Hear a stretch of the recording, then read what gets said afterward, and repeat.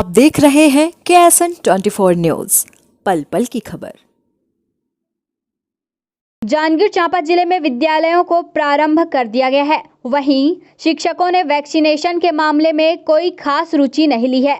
स्थिति यह है कि जिले में लगभग 3000 शिक्षक ऐसे हैं जिनका वैक्सीनेशन नहीं हो सका है।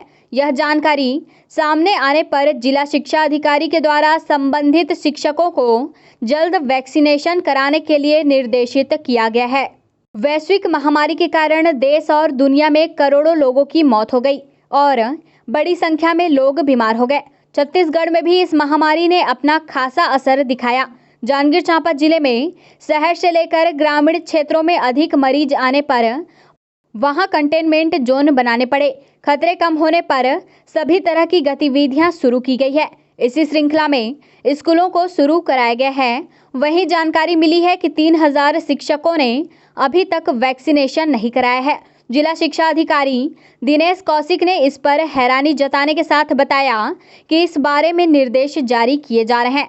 सभी शिक्षकों को अभिलंब वैक्सीनेशन कराने को कहा जाएगा ताकि स्कूलों में किसी प्रकार के खतरे उत्पन्न ना हो सकें। देखना होगा कि सरकारी सुविधा का लाभ लेने के मामले में अब तक दूरी बनाने वाले सरकारी स्कूल के शिक्षकों के द्वारा कब तक कोरोना से बचाव के लिए वैक्सीन लगाई जाती है। क्योंकि 2 तारीख से हमारा स्कूल खुल गया है और बच्चे आ रहे हैं, तो जो भी शिक्षक पढ़ाने आ रहे हैं उनका वैक्सीनेशन ज़रूरी है। मेरे संज्ञान में आया है कि 3000 लगभग शिक्षकों का वैक्सीनेशन अभी तक हुआ नहीं है, तो मैं तत्काल ही एक निर्देश दे रहा हूँ कि सभी बहुत जल्दी वैक्सीन लगवाएं ताकि बच्चों के लिए कोई खतरा ना हो। सरकार ने नियम एक निकाला है कि 10वीं और 12वीं के क्लासेस जो हैं ऑफलाइन संचालित करना है और पहली से लेकर 5वीं कक्षा तक और फिर 8वीं तक का इसका हमको उन्होंने अनुमति दिया है। पूरे कोविड प्रोटोकॉल को फॉलो करते हुए देखना है। इसमें भी सभी बच्चों को एक साथ ना बुलाते हुए बच्चों को बैचेस में डिवाइड करके रोस्टर सिस्टम को फॉलो करते हुए और कोविड प्रोटोकॉल को फॉलो करते हुए हम बच्चों को स्कूल में बुला रहे हैं और उसमें भी अभिभावकों का सहमति पत्र जो है हम ले रहे हैं और हमको पार्षद हमारे इसके वार्ड के पार्षद हैं, उन्होंने भी हमको अपनी सहमति दिया है, सहमति पत्र उनसे भी लिया है और अभिभावक जो सहमत हैं अपने बच्चों को स्कूल में पहली कक्षा से लेकर 8वीं तक उनके सहमति पत्र बच्चे लेकर आए हैं और तभी उसके बाद हम उनको कक्षा में प्रवेश करने दे रहे हैं। और कोई बात ऑनलाइन की तुलना में कितना सही है ऑफलाइन क्लास? ऑनलाइन तो हमारे टीचर्स बराबर ले रहे हैं। हम इसको संकुल में भी मैंने बताया है कि बच्चे जुड़ भी रहे हैं। प्राइमरी के भी 60% से ज़्यादा बच्चे जुड़ ही रहे थे ऑनलाइन में अभी तक। मिडिल में भी जुड़ रहे थे, उससे ज़्यादा जुड़ रहे थे। मिडिल में पिछले बार संकुल ने जब मांगा था तो 72% बच्चे हमारे ऑनलाइन में जुड़ ही रहे हैं और हायर सेकेंडरी में भी 75% बच्चे जुड़ ही रहे थे अभी तक ऑनलाइन में। और ऑनलाइन तो बहुत सुचारू रूप से चल रहा है हमारे संस्था में और यही वजह है कि कई पेरेंट्स सब हमको ये भी जवाब दिए हैं कि मैडम ऑनलाइन तो बहुत अच्छा चल रहा है, आप क्यों अभी ऑफलाइन बुला रहे हो, अभी कोविड गया नहीं है। पर चूँकि सरकार ने हमको अनुमति दिया है ऑफलाइन के लिए और ख़ासकर हायर सेकेंडरी के बच्चों को ऑफलाइन एजुकेशन की ज़्यादा ज़रूरत पड़ती है, इसीलिए दोनों ऑनलाइन और ऑफलाइन दोनों चलेगा। ऑफलाइन चालू किए हैं तो ऑनलाइन बंद नहीं होगा सर, ऑनलाइन की कक्षाएं तो चलेंगी ही, चलती रहेंगी वो। ऑनलाइन की क्लास की अपेक्षा तो ऑफलाइन सही है। यहाँ सभी प्रकार की सुविधा मिल रहा है। हम लोग को सोशल डिस्टेंस पूरा पालन किया जा रहा है। कोरोना के कोई प्रकार का डर नहीं है और पढ़ाई भी पहले जैसा ही हो रहा है, जैसे मतलब लॉकडाउन के पहले जैसा होता था। सभी प्रकार की सुविधाएं उपलब्ध है, तो ऑनलाइन क्लास की अपेक्षा तो ऑफलाइन ही सही है। आपका नाम? मेरा नाम प्रियांशु किशोर नौरंगी। ऑनलाइन क्लासेस जिस समय होती थी उस समय नेट का प्रॉब्लम तो होता ही था। कभी कभी बहुत सारा जैसे कि दिन में 4-5 ऑनलाइन क्लास रहता था तो नेट ख़त्म हो जाता था सर, तो जुड़ नहीं पाते थे पूरा तरीका से और वीडियो मतलब मौसम के कारण वीडियो क्लियर नहीं आता था। पढ़ाई अच्छा मतलब कर नहीं पाते थे उस समय ऑनलाइन में। ऑफलाइन क्लास इसलिए अच्छा लगता है, मतलब अभी लगेगा तो अच्छा ही है ऑनलाइन क्लास। ये ऑनलाइन क्लास की अपेक्षा ऑफलाइन क्लास। शासन के निर्देशानुसार आज 2 अगस्त से विद्यालय खोले जा रहे हैं।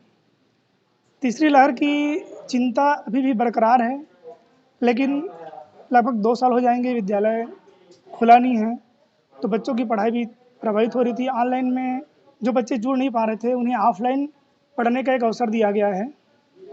विद्यालय खुलने के बारे में अगर कहा जाए तो ये बच्चों के लिए हितकर कितना होगा वो तो समय बताएगा, लेकिन सुरक्षा के मापदंड की जहाँ बात आती है, वहाँ बच्चों को मास्क पहनने के लिए अनिवार्य कर दिया गया है। एक बेंच में केवल एक बच्चों को बिठाया जा रहा है ताकि डिस्टेंस दूरी बनी रहे। साथ ही साथ उनका हैंड सैनिटाइज किया जा रहा है। थर्मल स्कैनर के माध्यम से उनका ताप मापा जा रहा है। जिस बच्चे को सर्दी या बुखार हो, उन्हें बाहर से ही वापस घर भेज दिया जा रहा है ताकि ऐसी कोई संभावना ही ना बची रहे जो कोरोना को फैलाए। तो इन मापदंडों को देखते हुए स्कूल अपने सही समय पे और सही ढंग से संचालित होगी, ऐसा हम लोग उम्मीद कर रहे हैं। शासन के निर्देशानुसार प्राइमरी और कक्षा 8वीं के विद्यालय को खोलने के लिए वार्ड पार्षद से सहमति पत्र लेना अनिवार्य है। 9th और 11th 9वीं 11वीं की कक्षा नहीं लग रही है। 10वीं और 12वीं के बच्चे आ रहे हैं, उनसे और उनके पालक से एक सहमति पत्र लिया जा रहा है कि यदि कोरोना हो जाता है, ऐसी कोई स्थिति पैदा हो जाती है, तो उसके लिए स्कूल जिम्मेदार नहीं रहेगा। जी बताएंगे। हाँ, स्कूल प्रारंभ करने का आदेश जो जारी हुआ है, उसके संबंध में मैं केवल इतना ही कहना चाहूँगा कि एक और हमारे कोरोना की महामारी का दौर चल रहा है, वहीं दूसरी ओर बच्चों की पढ़ाई पिछले 1-2 वर्षों से लगातार ठप पड़ी हुई है।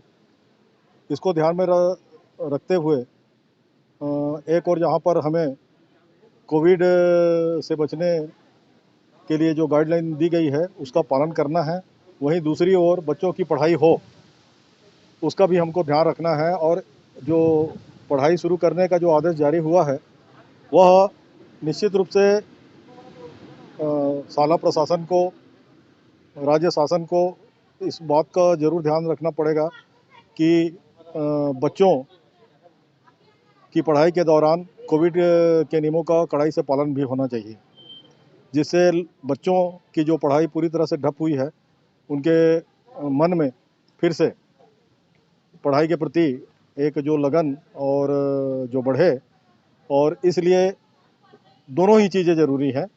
और निश्चित रूप से ये जो आज से पढ़ाई शुरू हुई है, मैं स्वयं अपनी बच्ची को लेकर के स्कूल आया हूँ और उम्मीद है कि दोनों चीज़ें साथ साथ अच्छे ढंग से संचालित होंगी। और मैं ये भी कहना चाहूँगा कि जो ऑनलाइन जो पढ़ाई हो रही थी, उससे बच्चों को की पढ़ाई ढंग से नहीं हो पा रही थी, इसलिए ऑफलाइन जो पढ़ाई है वो ज़्यादा प्रभावशाली, मेरा खुद का अनुभव है कि वो ज़्यादा प्रभावशाली होता है। इसलिए ऑफलाइन पढ़ाई की जो व्यवस्था प्रारंभ की गई है कोविड गाइडलाइन के अनुसार, वह स्वागत योग्य। देखिए, शासन ने निर्देश दिए हैं और उन निर्देशों के तहत आज 2 तारीख से हमारे ज़िले में भी जहाँ पे पॉजिटिविटी रेट 1% से कम है, उन जगहों पे स्कूल खोले जा रहे हैं और निर्देशों के अनुरूप खोले जा रहे हैं। इसके संबंध में मैंने डीओ सक्ती और डीओ जांजगीर को सख्त निर्देश दिए हैं कि अक्षरशः जो निर्देश उनका पालन किया जाए।